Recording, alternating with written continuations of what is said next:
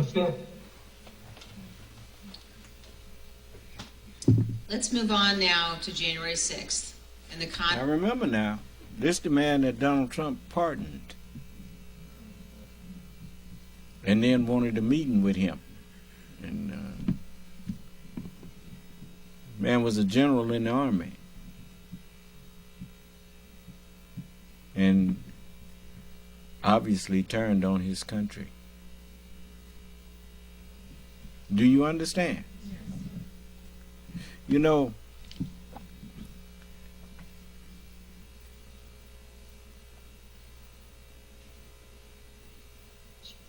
I said the fifth.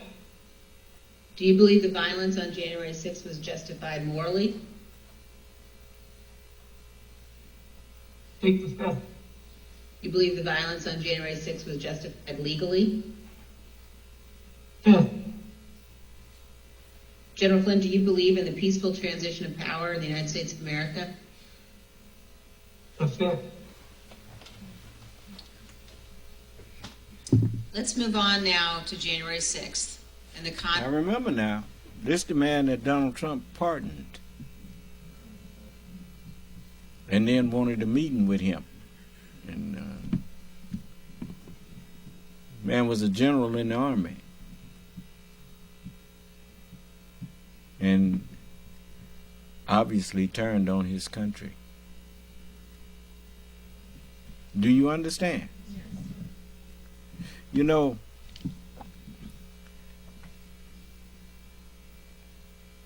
a lot of people say, well, the country turned on him. Well, let's see. You heard those saying, you don't throw the baby out with the bath water.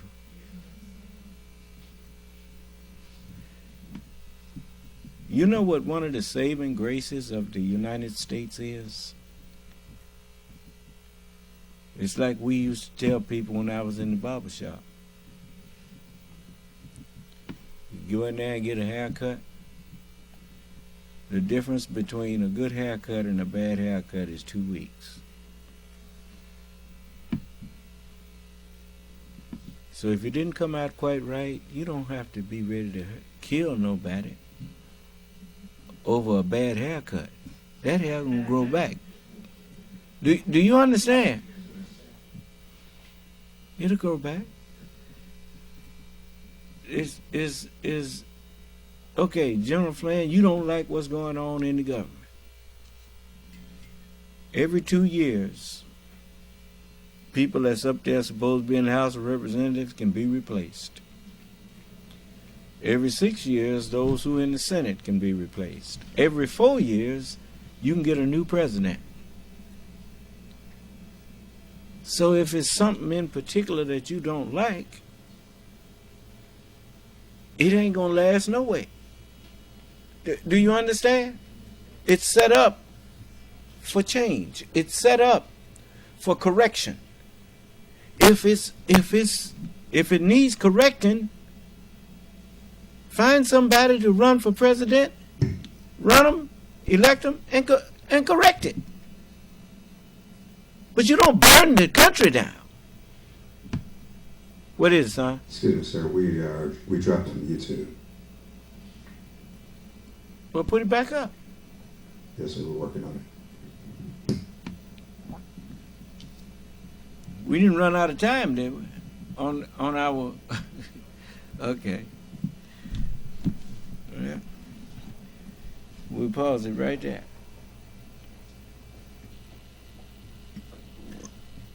See, they can't do this on the regular channels.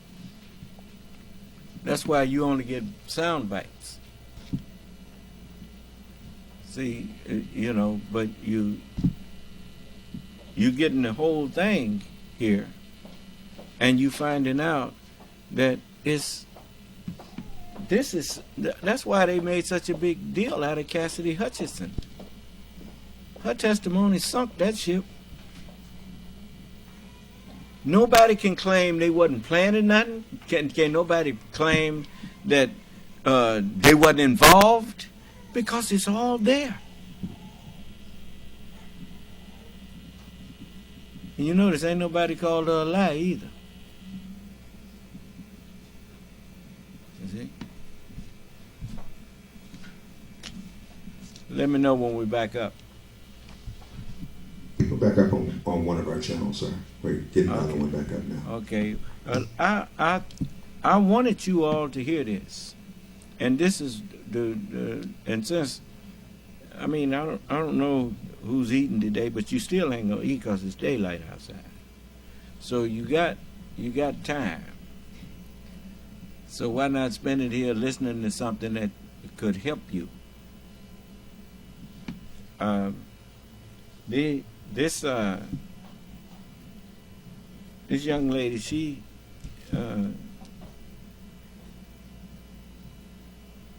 did to them what they was trying to do to her country. You see? Just listen to her recounting what General Flynn and all of them was up to. General Flynn, they had taken the Fifth Amendment. When asked, did he think the country should be, is it lawful to what they was trying to do to overthrow the government? Let's back that up just a minute there. Yeah. Let's see here. Yes.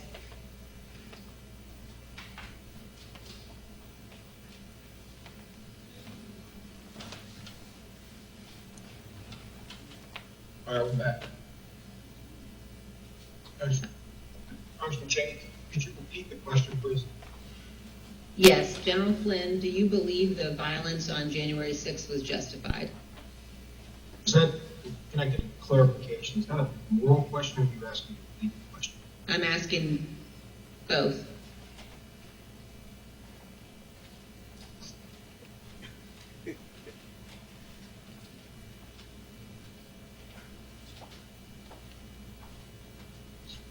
I said that. Do you believe the violence on January 6th was justified morally?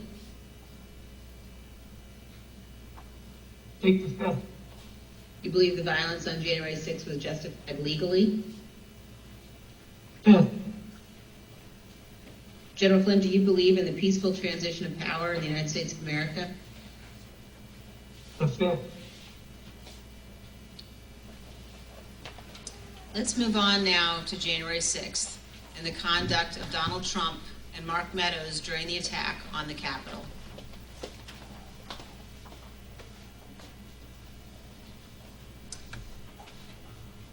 Let's move on now to January 6th and the conduct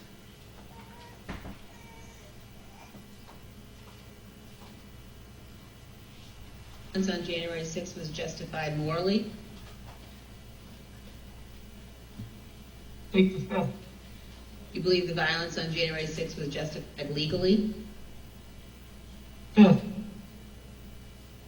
General Flynn, do you believe in the peaceful transition of power in the United States of America? The Fifth. Do you believe in the peaceful transfer of power in the United States of America? And he took the fifth.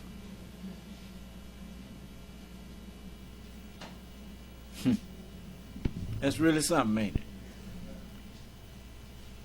This the same man that took an oath to uphold and defend the Constitution of the United States against all enemies, foreign and domestic. And he became the enemy. And another one that took the oath pardoned him.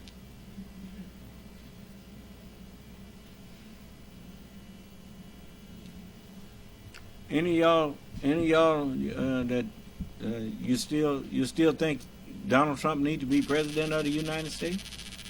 Come in here and tell us why.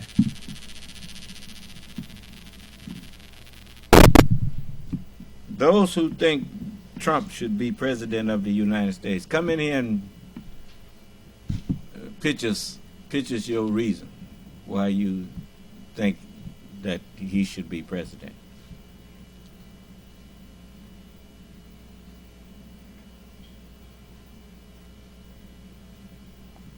mean, you heard that fella yesterday that I played, was the day before yesterday, where I played to you the interview with Ari Melba, and the rich man said he liked Trump's,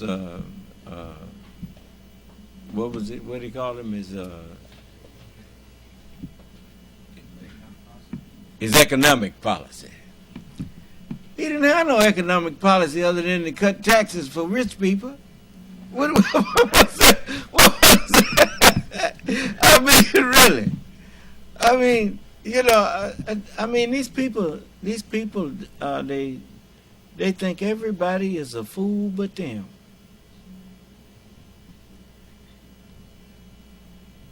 You know, it just.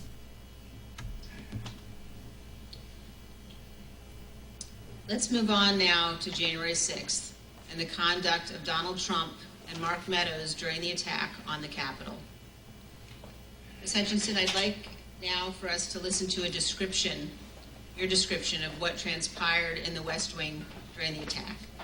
For context, in this clip, you described the time frame starting at about 2 p.m. So I remember Mark being alone in his office for quite some time, and I know we've spoken about Ben Williamson going in at one point, and I don't personally remember Ben going in. I don't doubt that he had gone in, but I remember him being alone in his office for most of the afternoon, around 2 o'clock to 2:05. Around 2 o'clock to 2:05, you know, we were watching the TV, and I could see that the rioters were getting closer and closer to the Capitol. Mark still hadn't popped out of his office or said anything about it. So that's when I went into his office. I saw that he was sitting on his couch, on his cell phone. Same as the morning where he was just kind of scrolling and typing. I said, "Hey, are you watching the TV, Chief?" Because his TV was small, and you can see it, but I didn't know if he was really paying attention. I said, "You watching the TV, Chief?" And he's like, "Yeah." The rioters are getting really close. Have you talked to the president? He said, no, he wants to be alone right now. Still looking at his phone. So I started to get frustrated because I sort of felt like I was watching this is not a great comparison, but a bad car accident that was about to happen where you can't stop it, but you want to be able to do something. I remember thinking in that moment, Mark needs to snap out of this, and I don't know how to snap him out of this, but he needs to care. And I just remember I blurted out, I said, "Mark, do you know where Jim's at right now?" And he looked up at me at that point and said, "Jim?" And I said, "Mark, he was on the floor a little while ago giving a floor speech. Did you listen?" He said, "Yeah, it was real good. Did you like it?" And I said, "Yeah. Do you know where he's at right now?" He said, "No, I haven't heard from him." And I said, "You might want to check in with him, Mark." And I remember pointing at the TV, and I said, "The rioters are getting close. They might get in." And he looked at me and said something to the effect of, "All right, I'll give him a call." Not long after the rioters broke into the Capitol, you described what happened with White House counsel Pat Cipollone. No more than a minute and a half later, I see Pat Cipollone barreling down the hallway towards our office and rushed right in, looked at me, said, "Is Mark in his office?" And I said, "Yes." He just looked at me and started shaking his head and went over, opened Mark's office door, stood there with the door propped open, and said something to Mark's still sitting on his phone. I remember glancing and he's still sitting on his phone. And I remember Pat saying to him something to the effect of, "The rioters have gotten to the Capitol, Mark. We need to go down and see the president now." And Mark looked up at him and said, "He doesn't want to do anything, Pat." And Pat said something to the effect of, and very clearly had said this to Mark, something to the effect of, "Mark, something needs to be done or people are going to die and the blood's going to be on your effing hands. This is getting out of control. I'm going down there." And at that point, Mark stood up from his couch, both of his phones in his hand. He had his glasses on still. Mark told him the president don't want to do nothing. Huh? What did Barack Obama tell you about Donald Trump? He told you he would never be president of the United States.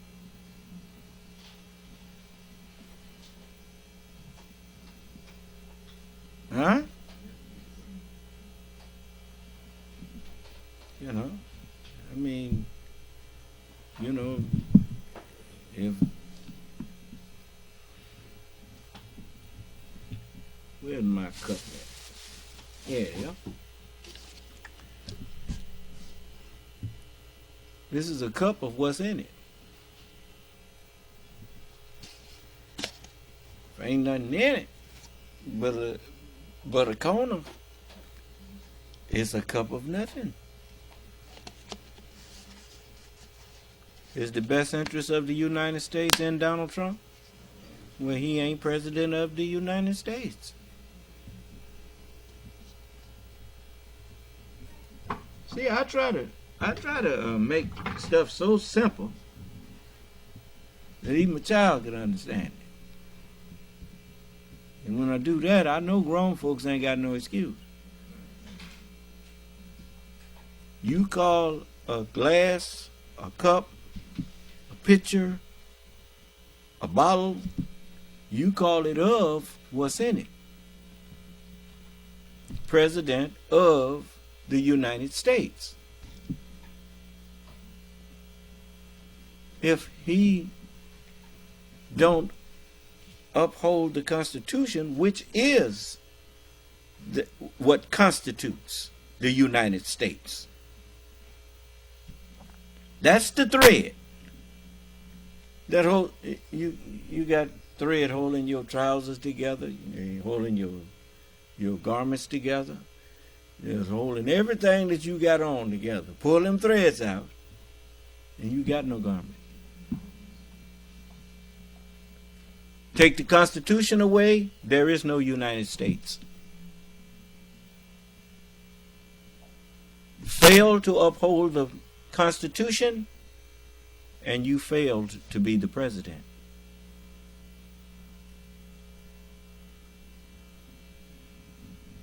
The armed forces, same thing. The armed forces of the United States. There again, the Constitution. They take an oath to uphold and defend the Constitution. Mike Flynn, at least he was honest enough to say, I can't answer that because it will incriminate me. Because I was doing just the opposite of helping a peaceful transition. Do you understand? That's what he'd had to say, because he was in there advising Trump on how to declare martial law, how to set it up to declare martial law.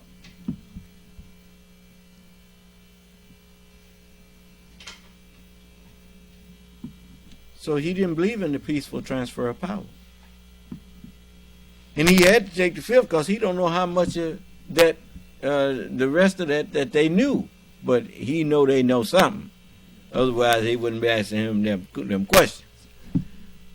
So he took the fifth. And you know what they say about, see, that's not a criminal matter in front of the Congress. That's civil. And when you take, it's a type of civil. We'll put it like that. When you take the fifth in front of Congress, it can be assumed or assumed that you guilty of something. Do you understand? If it wouldn't incriminate you, if it's going to incriminate you, you must be guilty. If your answer would incriminate you.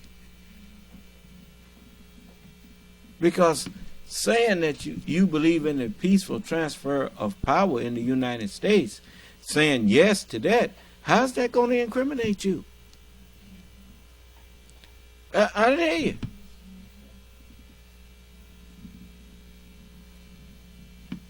Unless they know you did something that says you didn't believe in that. I didn't hear you. So he is damned if he answered and damned if he didn't. Either way, they had him, and he knew it. The only thing he got now going for him is he wants to get a president back in there that's just as crooked as him. Do you understand?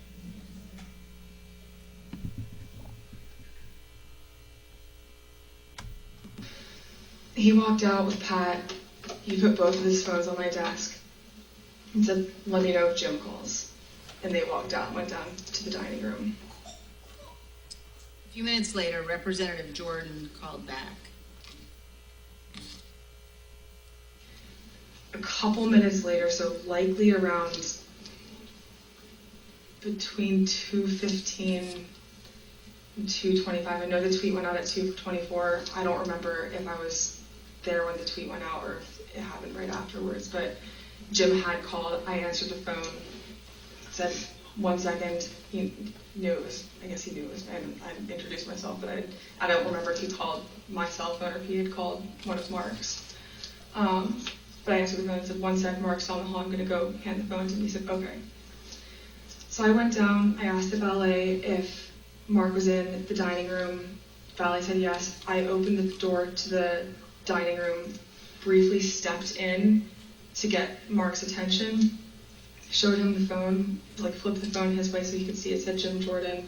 He had stepped to where I was standing there holding the door open, took the phone talking to Jim with the door still propped open.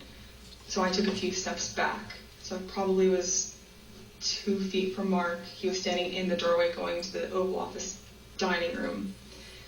They had a brief conversation, and in the crossfires, I heard briefly like what they were talking about, but in the background, I had heard conversations in the Oval dining room at that point talking about the hang Mike Pence chants.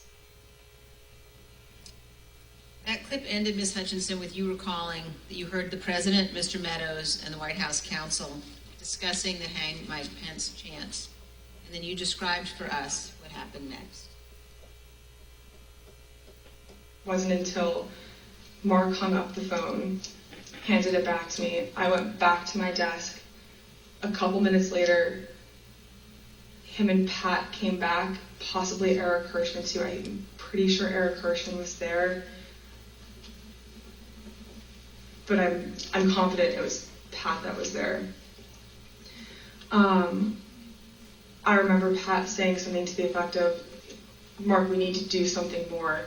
They're literally calling for the vice president to be effing hung." And Mark had responded something to the effect of, "You heard him, Pat. He thinks Mike deserves it. He doesn't think they're doing anything wrong." To which Pat said something, "This is effing crazy.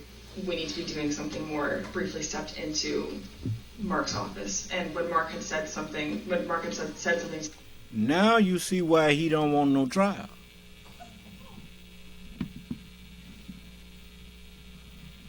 When they were saying hang Mike Pence, he said, "I don't think they're doing nothing wrong."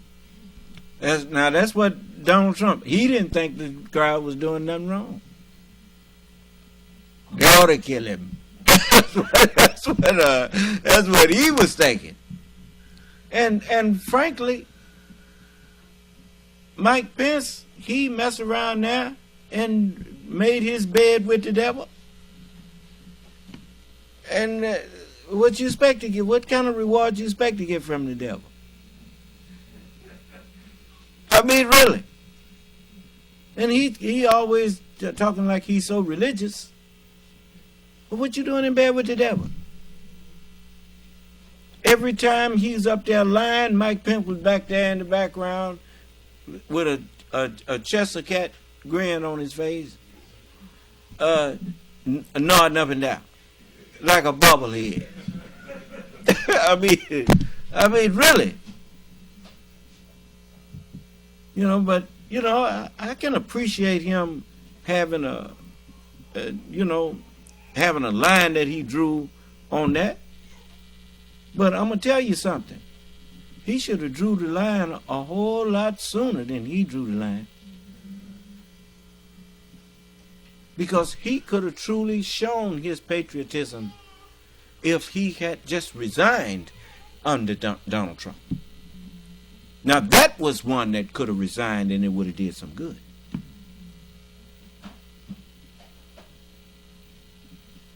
Because because they would have asked him why. He said, because that man ain't fit to be president. And the American people need to know.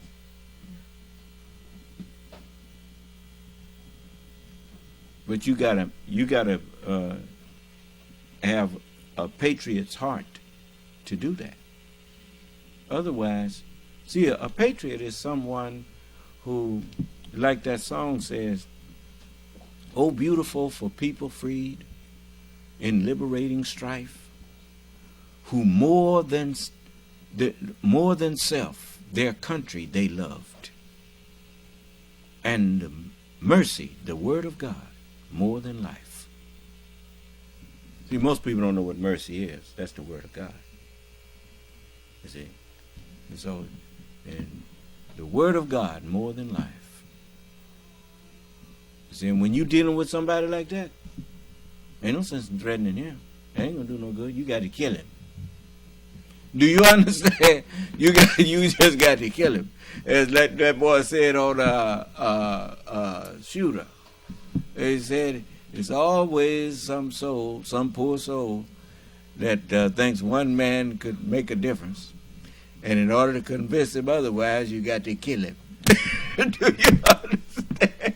And I said, boy, these people know they can string some lies together. But the fact of the matter is, that's the truth. When one man not just thinks that one man can make a difference, he knows it because prophets have proved it. If that man is a man. Most people don't know what man is. God said, let us make man in our image, after our likeness. Go try to terrorize God. See how far you get. Huh? No. Well, you can't terrorize somebody who already. It's like Moses. Moses was afraid of Pharaoh until he met with God. Then he got scared of God. So Pharaoh didn't look so tough no more. Do you understand? That's just that simple. That's what happened with me. I know what Allah can do to your brain. No, you ain't got nothing to threaten me with that's frightening me, because you can't do what Allah can do. You see? If Allah could stop a Mack truck from running over me, he can sure stop that little pebble that you shot at me. So I ain't worried about what you gonna do. I'm worried about what Allah gonna do if I don't do what he said. You see? And it's not because I don't want to do it.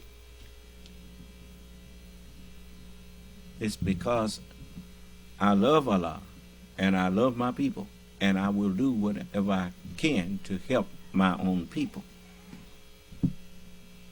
You see? Especially with Allah helping me to help you.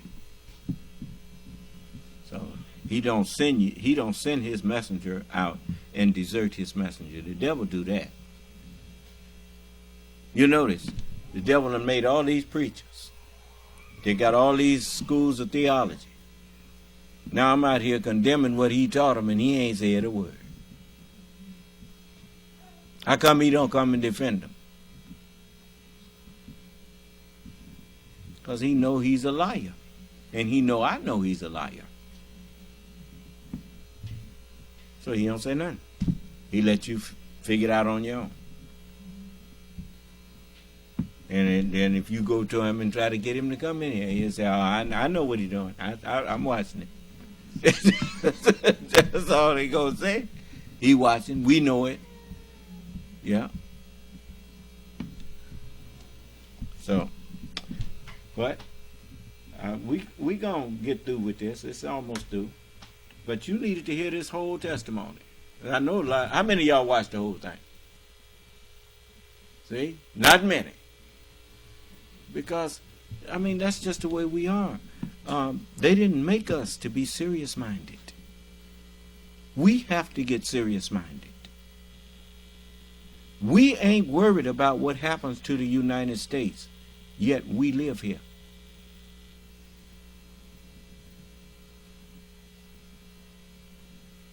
And some of us so foolish, we think that somehow, this milquetoast Islam they got out there, thinking that once America fall, we got it. Yeah.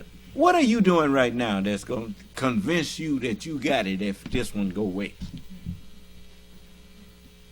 You notice, none of them ever answer me when I ask them what you got to replace this with.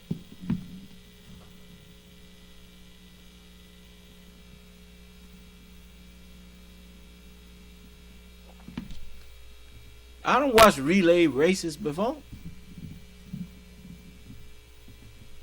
You can't take off running if you ain't got the baton. You got to get the baton handed to you. If you have not got the truth of how to run with a government, how you going to take over after this one?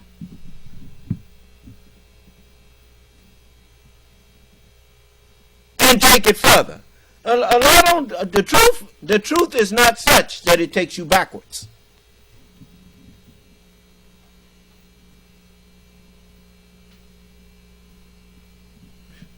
Progress is forward motion.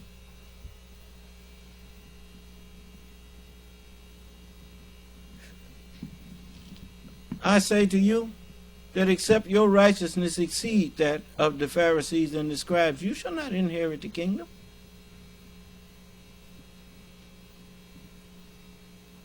Let me see here.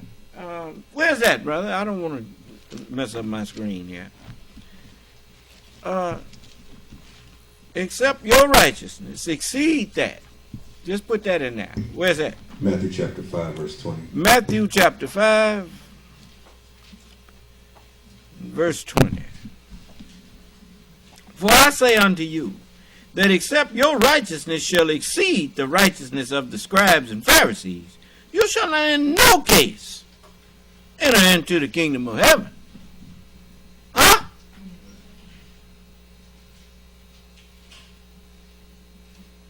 In the world, somebody gonna leave you a jet, and you can't even drive a car. Let's known a jet. What good is it doing leaving that to you?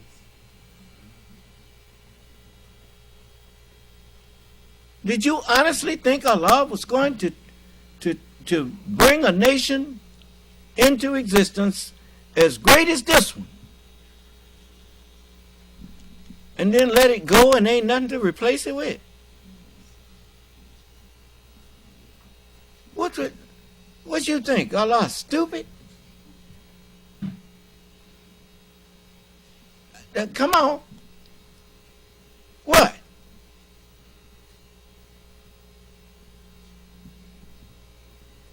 He said, you can't sit down over here on the curbstone and tell him to come sit down with you.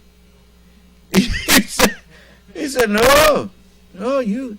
Who wants to help an old horse that don't want to do nothing but lay down in the lot? Well, it's disgusting. Really disgusting. Roust him up and tell him, you can't pull the tractor, pull the plow.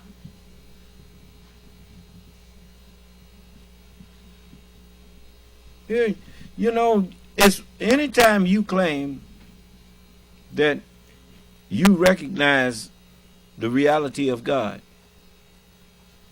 but you don't recognize God's work when you see it, you don't know the reality of God.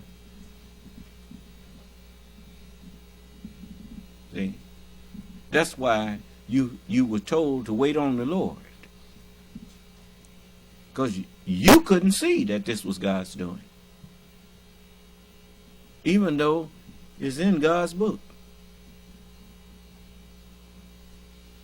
Even though one of his attributes is that he's the doer of what he intends.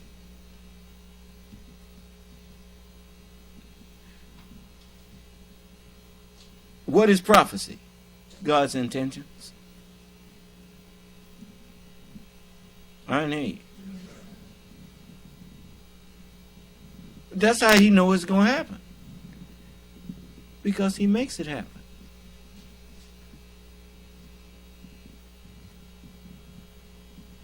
Abram, your seed shall be a stranger in a land that's not theirs, and they shall serve them, and they shall afflict them 400 years. And I'm going to make it happen.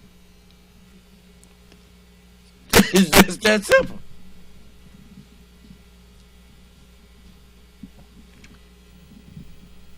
When I was a child, I didn't want to go to school. When it was time, when I was 5, and when it was time for me to start going to school, I didn't want to go. Started crying every time I had to go. And this lady, Miss Dolly, that was her name. She, my mother asked her to drop me off at school. She dropped me off at school. She gave me, I was crying because I didn't want to go. And she gave me a banana. I threw it out the window. Kept crying. And she dropped me off and watched me go. And when I got to the gate, she pulled off. As soon as she pulled off, I turned around and ran back home. Hid behind the clothesline. And got a whipping for that. But I missed school that day. And so I hated school. But it made me go. We hated slavery. But Allah made us go.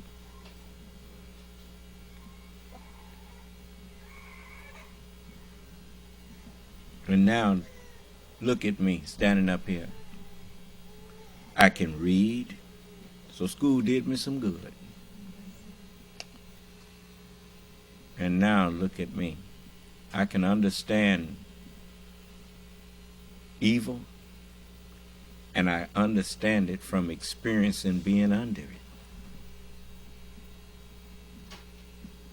And now, maybe, if I am set free,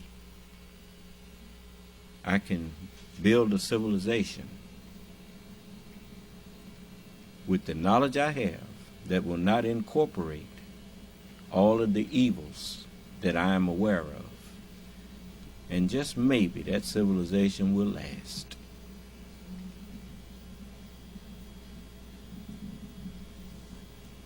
So, this people that's trying to undo what God has done, that's why all of them suffering now that tried it. King George had a modern army, the most modern army and navy of his time. And the settlers over here, the revolutionaries, they had no army. They were farmers and people with no skills equal to what King George had. But they had God with them. And God was with George Washington and Ben Franklin, and they guided them to independence on the battlefield and then on the political front. Came up with a government that had never existed before. And Abraham Lincoln said it. He said, 77 years ago, our forefathers brought forth on this continent a new nation that was conceived in the very idea of freedom. Yeah. And dedicated to the proposition that all men are created equal. That's something, man. It don't make no difference what nationality you are. It makes no difference what what you call race. It make no difference what race of man you are. Those words are true regardless to who you are. Like the word of God here in the scriptures. It don't make no difference what people you from. When you pick up a Bible, it's all good. It's the Holy Quran is all good, and it's for all nations. His truth endureth to all generations. Yes. The word of God does not fall short. It does not fail to be a healing. Oh, for this won't fit you. This won't help you. Allah said this is a reminder to the nations. Huh? This gospel must be published to all nations to bear witness to the Son of Man when he comes. Yeah. And if they ain't all bearing me witness, well, I'm the only one still talking. You ain't never got to accept me. You got go on, reject me. I'm still the Son of Man. But let's see if you still be what you thought you was. Yeah. I know what's coming for you. I seen it before I accepted this mission. You're going to be walking around here, can't even blink your eyes. Just a gazing stock, because ain't nothing going to be going on up here. Then show me how much you're going to fight against me. Yeah. If you ain't learned nothing from watching me stand up here in Mississippi talking about white folks and daring them to attack me, well, I don't know what's wrong with you. You ain't going to be able to blame him. He shut his mouth at me. Don't even have to apologize to me. And someone told you from the Ku Klux Klan, you should follow this man. And he said, nah, I ain't coming back in here. That's what he said. I was sorry to hear that he passed away.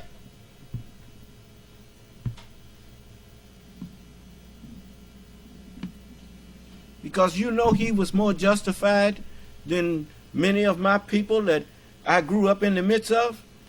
That man was raised to be a devil.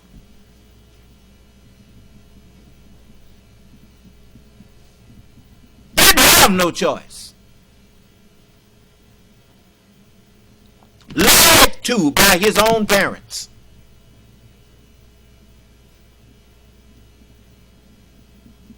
And yet we Our talked. system will end this conference in 5 minutes. To extend this call for 1 hour, please enter the moderator PIN.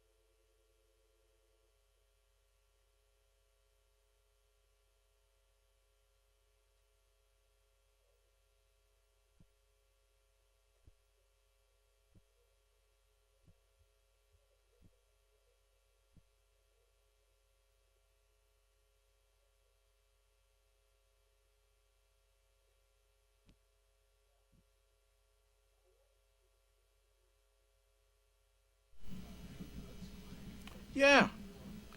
I mean, I've met Caucasians since I've been here in Mississippi that I didn't stop teaching what I'm teaching. Their attitudes changed. And they found out that it ain't never been that I hated white people's skin. I hated what they were doing to us. They stopped doing that, and then we good. No problem. Some people, it get personal with them. See, most people didn't understand, even in the Godfather movie. You know what the fellas be saying? Look, it ain't personal. It's just business. What is the business? Making mischief and shedding blood. You know, he don't care who he killed. If he ordered you to go kill him, he go kill him. Do you understand? They was the Godfather. The angels don't question when God tells them to go destroy Sodom. They going to destroy Sodom. It ain't personal. I don't know these people.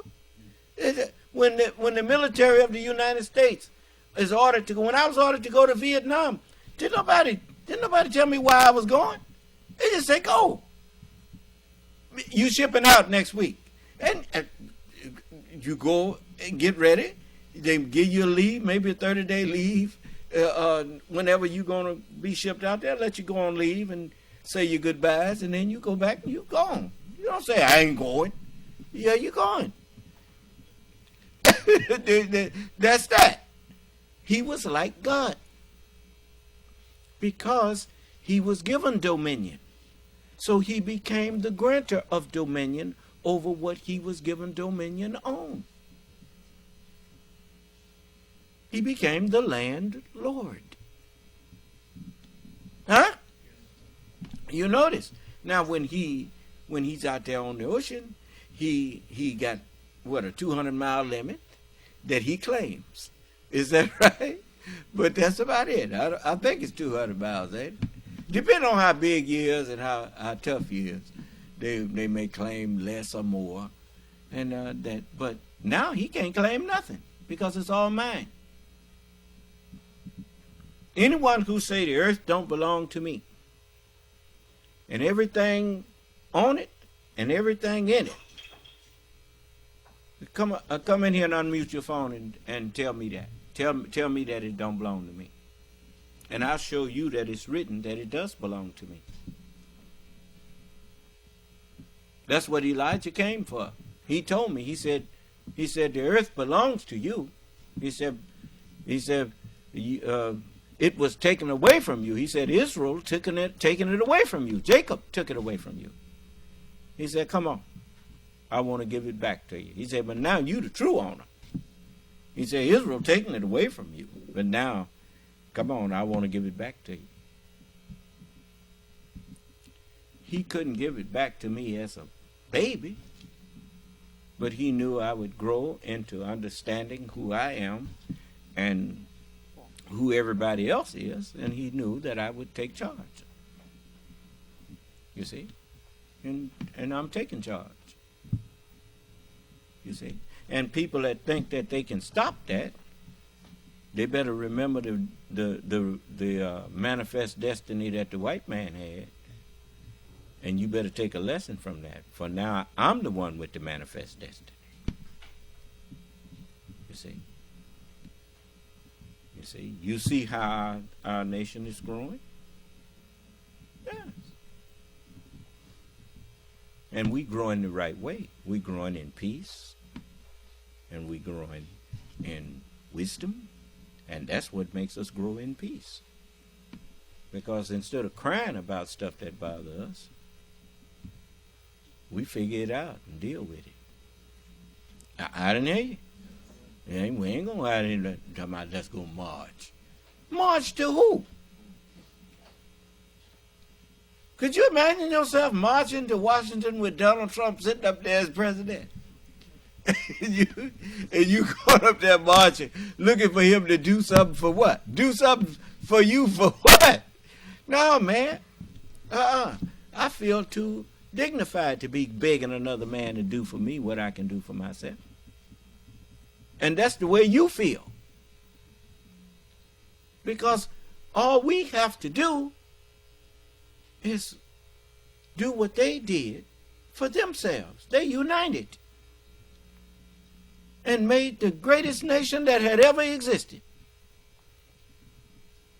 And now they are disuniting because they refuse to accept the word of God. And they're trying to carry on the business of the devil as usual when the time for his business is gone. See, the devil is the mind that's in you. Be not conformed to this world, but be ye transformed by the renewing of your mind. Be born again into this mind that I'm here. That's that other conference room that shut down. Y'all give me a minute here.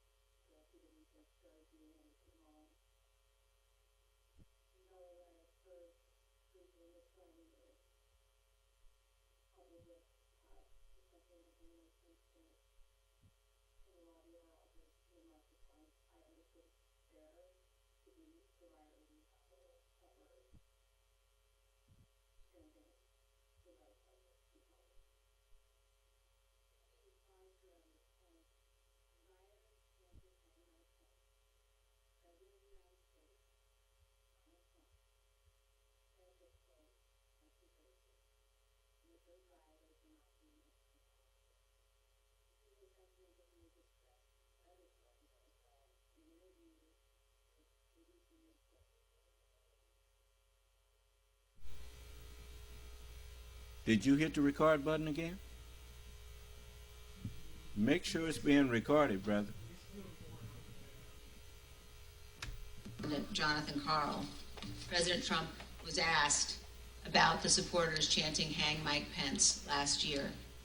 Instead of condemning them, the former president defended them. Said hang Mike Because Pence. it's common sense, John. It's common sense that you're supposed to protect. How can you, if you know a vote is fraudulent, right? How can you pass on a fraudulent vote to Congress? President Trump's view that the rioters were not doing anything wrong. See, he's playing on words there. he ain't actually at that point saying that it was fraudulent. But he put the idea of fraudulent out there and then said, how can you pass on fraudulent things to the voters? He turns around and asks a question that actually the answer, he created the question as though that it had been some proof of some fraudulent actions when they went to court, they didn't give no proof of anything. Do you understand? But he gave a scenario as though there had been proof, and there wasn't. And he got them people out there, as he said, I could shoot somebody on Fifth Avenue, and I wouldn't lose no support from these idiots. I mean, have you listened to some of these people that follow Donald Trump? I hope y'all listening to me, because you're an idiot.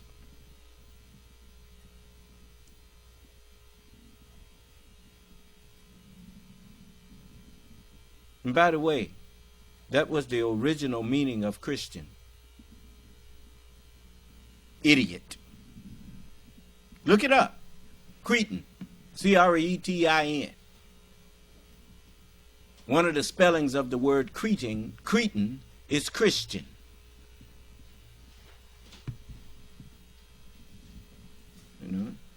You know, you always, children, when I was a child, I wanted to be Zorro. I had my little, I found some black silk material that my mother had, and I made me a cape and a mask out of it. Got me one of them sticks from somebody who was building went down there and took a 2x4, tied a string on it, and that was my horse. And I was Zorro. But even as a child, I knew I was not Zorro. Do you understand? This session is no longer being recorded.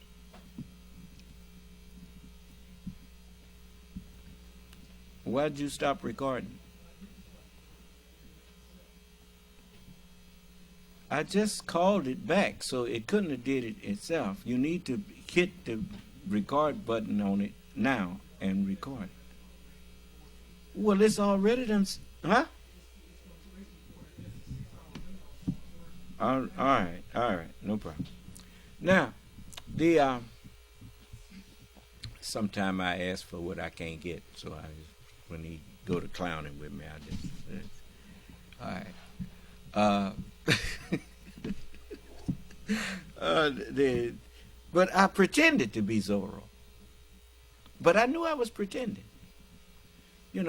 And children do that. I grew out of that, though. To just pretend, just do this knowing that it's not true. But you really in trouble when you lie to yourself and convince yourself that your lie is true. That is a mental thing. That shows a divorce from reality. When you get to the point that you don't know the difference in reality and make-believe, I tell you what the onset of that is you're not able to sleep at night. And if you're not getting sleep, pretty soon the line between reality and fantasy gonna be erased. And then you got problems. You see, sleep deprivation is a terrible thing. That's why it's written, "Come unto me, all ye that are heavy laden, and I will give you rest." That labor and are heavy laden, and I will give you rest. Why? You shall find rest in your labor. Yes. Some of y'all, you know it's the truth. No sooner than your head hit that pillow, you gone. Is that right? I was sitting up here about to go to sleep. I had to get up out of the chair. Anyway, I'll be listening. But, you know, I can't sit too long. Just sitting still because, you know, you get that sleep will come on you. But it is, some of these people, they walk around, they can't sleep. And if you don't think the world is full of that, look at all of them advertisements you got on this take Somanex and you sleep. You get knocked out. That ain't sleep. But anyway, you got to remember that sleep is Allah is the granter of rest and sleep. You see. So now you're not gonna have no peaceful life doing things that Allah said that time is out for. If time out for it, you better let a new mind get in your head. Because that mind you got, you see what's happening to Donald Trump? You see what's happening to Rudy Giuliani? I mean, how intelligent is it if you just got in trouble for slandering somebody and you walk right outside and do it again? What? Is that sane? He been whining about he ain't got no money. Then got hit with $148 million. 70 million of it punitive. Donald Trump did the same thing with the lady. What was her name? E. Jean Carroll. And got sued again. And now somebody just saw $148 million get slapped on Giuliani. What you think they're going to hit Donald Trump with? Okay. Keep on clowning. Every idle word that man shall speak, they shall give account thereof in the day of judgment. Idle word is false word. Like idol God is a false God. Do you understand? Now, if idle word is a false word, why ain't nobody calling me on calling white people devils?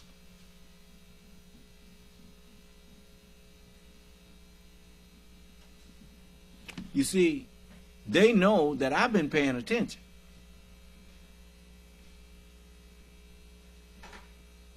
They was calling each other the devil a long time before we started calling them that. And they said it as a term of endearment. Well, speak of the devil. And then both of them laughed. And they said it in front of us. What was they laughing about? Because we right in front of them and they can't see us. That's why they was laughing. What's up, Bub? Bub. Beelzebub? Let's face it, you ain't never met no white man named Bub.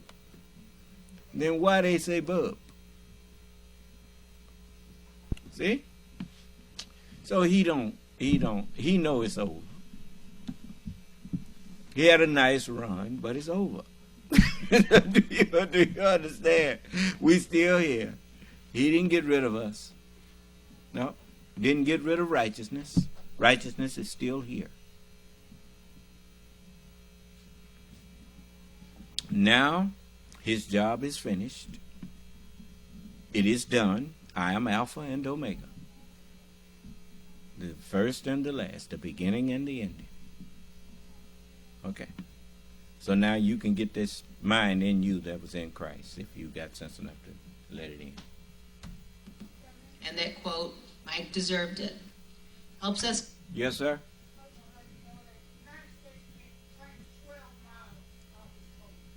I thought it was 200. No, I didn't say airspace. I said ocean space. They ain't got but 12 miles airspace? I thought it was 200 miles. You better check that again. Let me see here. That don't sound right. Siri, what is the space on the ocean that the United States claims off of its coast as their waters? I found this on the web.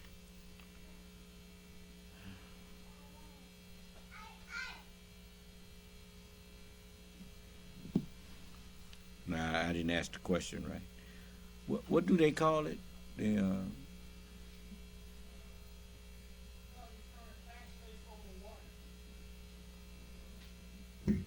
I'm on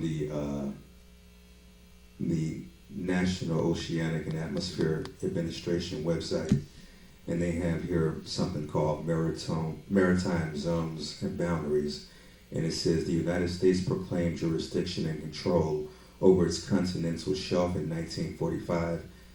Consistent with international law, the United States exercises its continental shelf rights out to a distance of at least 200 nautical miles through several domestic laws. Yeah. I know it's more than 12, brother.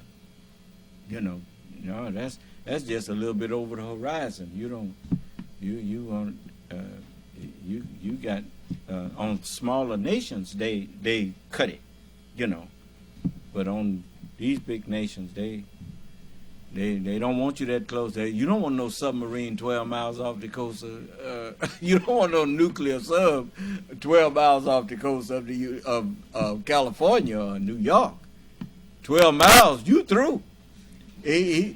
What's that, 1 minute warning? You got a 30-second warning before you won't ever be able to retaliate. So no, that I knew that wasn't so. So I think if you saw 12 miles airspace, I'm thinking about 12 miles up over your, because when you get 12 miles up, you out in, especially at the edge of space there. You can't claim space is yours, but you can sure claim the atmosphere up over your country. You don't be flying over our country, and in our atmosphere here, we don't know what you up to up there. You remember when they shot them balloons down? Yeah. I think they said China sent them, whatever. Understand why the president did not ask the rioters to leave the Capitol for multiple hours.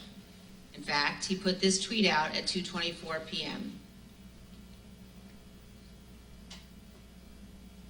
Ms. Hutchinson, do you recall seeing this tweet in which the president said the vice president did not have the courage that needed to be done? I do. Ms. Hutchinson, what was your reaction when you saw this tweet? As a staffer that works to always represent the administration to the best of my ability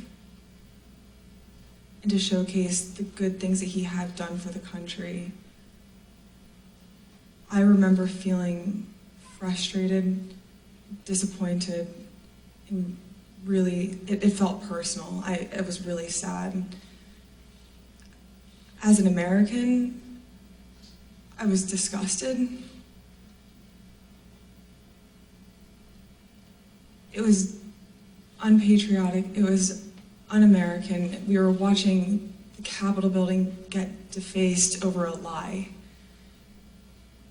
And it was something that was really hard in that moment to digest, knowing what I'd been hearing down the hall in the conversations that were happening, seeing that tweet come up and knowing what was happening on the Hill. And it's something that I still struggle to work through the emotions of that. Ms. Hutchinson, we have also spoken to multiple other White House staff about their reaction to Donald Trump's 224 tweet, condemning Mike Pence for not having the courage to refuse to count electoral votes, an act that would have been illegal. Matthew Pottinger, a former Marine intelligence officer who served in the White House for 4 years, including as Deputy National Security Advisor, was in the vicinity of the Oval Office at various points throughout the day. When he saw that tweet, he immediately decided to resign his position. Let's watch him describe his reaction to the president's tweet. One of my staff brought me a printout of a tweet by the president. And the tweet said something to the effect that Mike Pence, the vice president, didn't have the courage to do what should have been done. I read that tweet and made a decision at that moment to resign.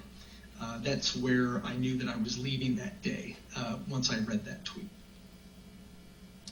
Ultimately, members of the White House staff, Sarah Matthews, cabinet members Secretary Chao and Secretary DeVos resigned as well. Here is Secretary DeVos's resignation letter. As you can see, in resigning on January 6th, Secretary DeVos said to the president, quote, "There's no mistaking the impact your rhetoric had on the situation, and it is the inflection point for me." Let's also look at Secretary Chao's resignation statement. When Secretary Chao resigned, she spoke of the January 6th attack, and she said, quote, "As I am sure is the case with many of you, this has deeply troubled me in a way I simply cannot set aside." Ms. Hutchinson, in our prior interviews, we've asked you about what the president's advisors were urging him to do during the attack. You've described roughly 3 different camps of thought inside the White House that day. Can you tell us about those? There was a group of individuals that were strongly urging him to take immediate and swift action. I would classify the White House counsel's office, Mr. Hirschman, Ms. Ivanka Trump, in that category of really working to get him to take action and pleading with him to take action. There was a more neutral group where advisors were trying to toe the line, knowing that Mr. Trump didn't necessarily want to take immediate action and condemn the riots, but knowing something needed to be done. And then there was the last group, which was deflect and blame. Let's blame Antifa. These aren't our people. It's my understanding that Mr. Meadows was in the deflect and blame category, but he did end up taking a more neutral route, knowing that there were several advisors in the president's circle urging him to take more action, which I think was reflected in the rhetoric released later that day in the videos. You told us that the White House counsel's office was in the camp encouraging the president to tell the rioters to stop the attack and to leave the Capitol. Let's listen. White House counsel's office wanted there to be a strong statement out to condemn the rioters. I'm confident in that. Now let's look at just one example of what some senior advisors to the president were urging. Ms. Hutchinson, could you look at the exhibit that we're showing on the screen now? Have you seen this note before? That's a note that I wrote at the direction of the Chief of Staff on January 6th, likely around 3 o'clock. And it's written on a Chief of Staff note card, but that's your handwriting, Ms. Hutchinson? That's my handwriting. And why did you write this note? The Chief of Staff was in a meeting with Eric Hirschman and potentially Mr. Philbin, and they had rushed out of the office fairly quickly. Mark had handed me the note card with one of his pens and started dictating a statement for the president to potentially put out. And, no, I'm sorry, go ahead. That's okay. There are two phrases on there, one illegal and then one without proper authority. The illegal phrase was the one that Mr. Meadows had dictated to me. Mr. Hirschman had chimed in and said, also put without legal authority. There should have been a slash between the two phrases. It was an or if the president had opted to put one of those statements out. Evidently he didn't. Later that afternoon, Mark came back from the Oval Dining Room and put the palm card on my desk with illegally crossed out, but said we didn't need to take further action on that statement. So, to your knowledge, this statement was never issued? It was, to my knowledge, it was never issued. And Ms. Hutchinson, did you understand that Ivanka Trump wanted her father to send people home? That's my understanding, yes. Let's play a clip of you addressing that issue.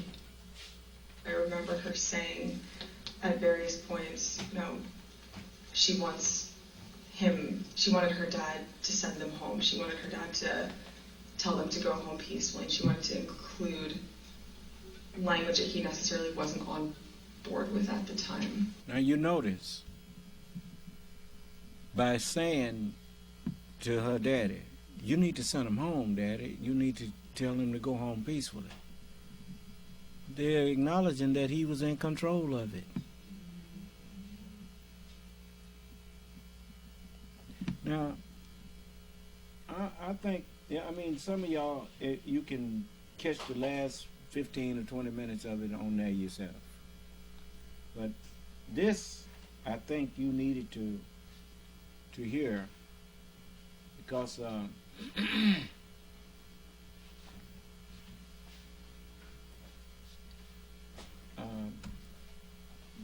this was The staff who remained at the White House on the morning of January, more than 24 hours after the last time he had addressed the nation from the Rose Garden. Let's take a look. Whenever you're ready, sir.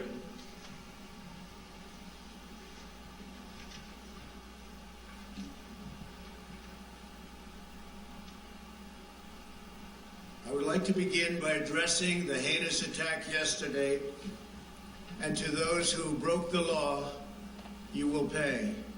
You do not represent our movement, you do not represent our country, and if you broke the law, you can't say that.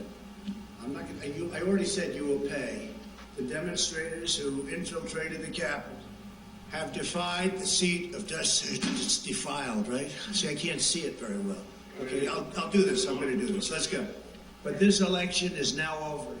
Congress has certified the results. I don't want to say the election's over. I just want to say Congress has certified the results without saying the election's over, okay? Thought Congress is certified. Now Congress is Yeah, but Now Congress I didn't say over, so let me see. Go to the paragraph before.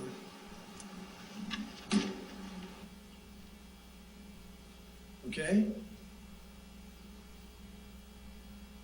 I would like to begin by addressing the heinous attack yesterday. Yesterday is a hard word for me. Good. Take the word yesterday, because it doesn't work with the heinous attack on our country. Say on our country. Want to say that? No, My only goal was to ensure the integrity of the vote. My only goal was to ensure the integrity of the vote.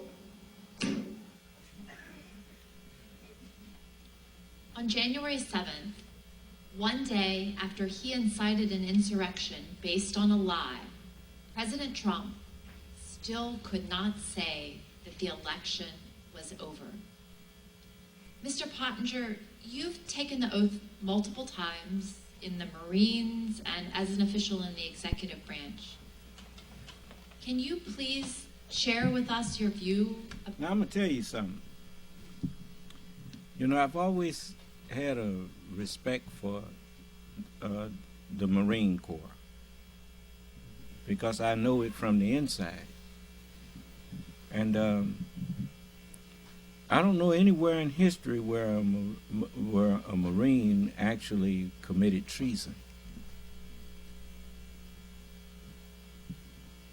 I don't know if it's because of the way that the Marine Corps trains you, or the training that you go through to become a Marine, but you don't come out of there the same as you did when you went in there.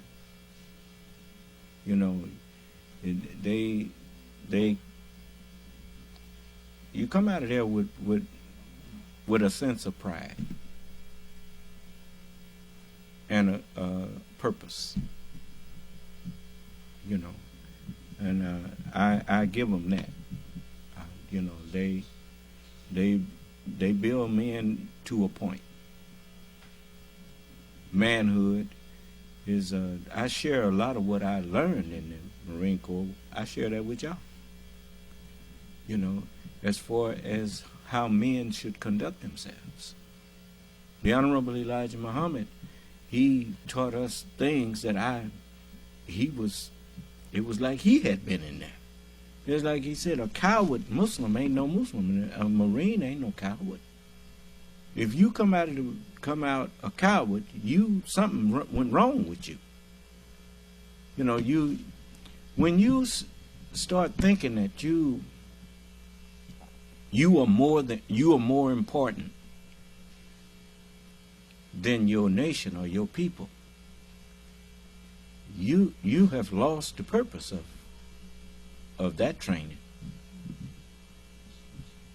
Your life is not the most important thing, but your nation's life. That's the most important thing. You can be replaced, but how do you replace your nation? Greater love hath no man than this, that he lay down his life for his friend. Well, how much more for his nation? So, listen to his answer. I mean, you can give a quick answer, or you can give a heartfelt answer. The heartfelt answer is generally the true answer. The quick answer is generally the answer that you think people want to hear. Do you understand?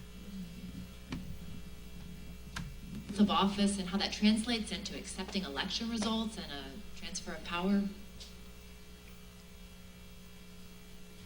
Sure. This isn't the 7th, one day after he incited an insurrection based on a lie, President Trump still could not say that the election was over. Mr. Pottinger, you've taken the oath multiple times in the Marines and as an official in the executive branch. Can you please share with us your view about the oath of office and how that translates into accepting election results and a transfer of power? Sure. This isn't the first time that we've had a close election in this country. And President Trump certainly had every right to challenge in court the results of these various elections. But once you've had due process under the law, you have to conform with the law, no matter how bitter the result. Once you've presented your evidence in court, judges have heard that evidence, judges have ruled. If you continue to contest an election, you're not just contesting an election anymore. You're actually challenging the Constitution itself. You are challenging the societal norms that allow us to remain unified. I think that one example, for example, you've got Vice President Richard Nixon back in 1960 had lost a hard-fought election against Senator John F. Kennedy. There were irregularities in that vote, according to a lot of the histories, and a lot of Vice President Nixon's supporters asked him to fight, contest it, don't concede. But in one of his finest moments, Vice President Nixon said no. He said it would tear the country to pieces, and he conceded to Jack Kennedy and announced that he was going to support him as the next president. We have an example of a Democratic candidate for president, Vice President Al Gore, who faced a very similar dilemma. He strongly disagreed with the Supreme Court decision that lost his election bid and allowed President George W. Bush to take office. But he gave a speech of concession in late December, mid or late December of 2000, where he said, this is for the sake of the unity of us as a people and for the strength of our democracy. I also am going to concede. I'm going to support the new president. His speech is actually a pretty good model, I think, for any candidate for any office, up to and including the president, and from any party to read, particularly right now.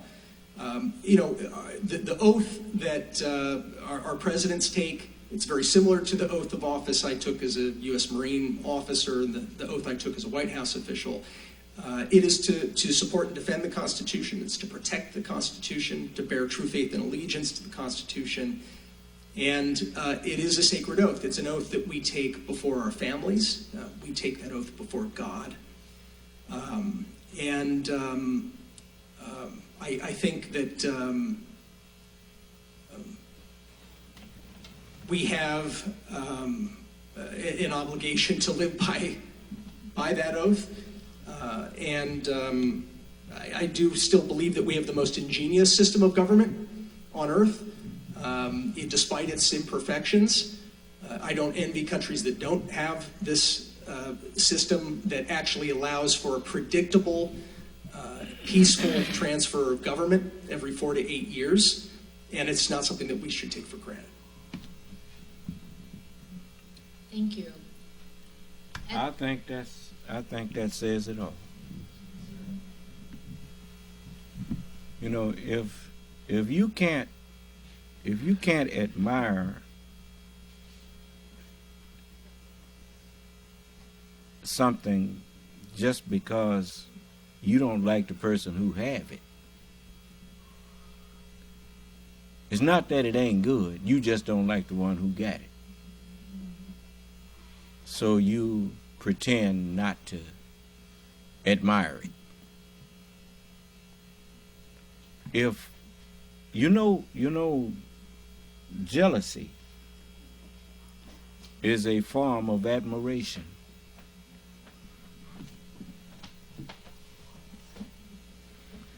I'm getting ready to close. Jealousy is a form of admiration. All of the countries around the earth that's trying to see what they can do to undermine the United States, it's not because the United States is no good. It's because they can't compete.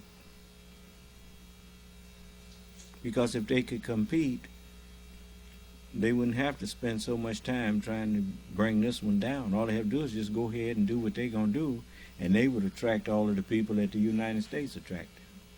Do you understand? So I'm telling you, white people, I'm talking about my Muslim brother, white people. Y'all got a good thing here, and I'll help you hold on to it if you just listen and stand up. It don't make no difference how many trying to pull you down. Just stand up. Allah is with you.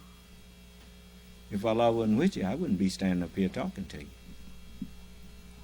You see? So, you see Jack Smith, how Allah guiding him, and all of these other people in the Department of Justice. Back them up, and they will lift you up. Okay. Any questions? I done held y'all for 6 hours. I think that's long enough.